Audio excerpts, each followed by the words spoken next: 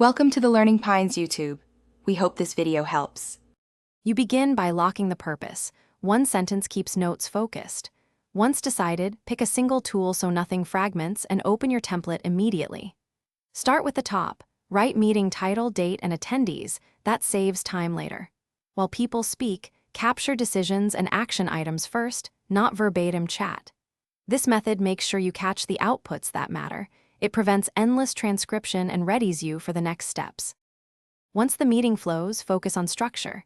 Listen for commitments and mark them with a symbol like and tag owners with initials. Make short phrases, do not transcribe, verbs are enough. When a slide or topic changes, add a timestamp or slide number so you can find context fast. Also, note dependencies and constraints briefly. That explains why an action exists.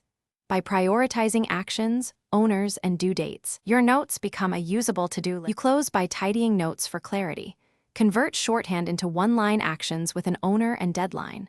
Then, summarize the top 1 to 3 priorities at the top. This directs attention immediately.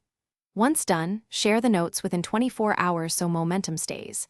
If something is unclear, don't wait. Send a single, targeted question to the owner. That prevents delays.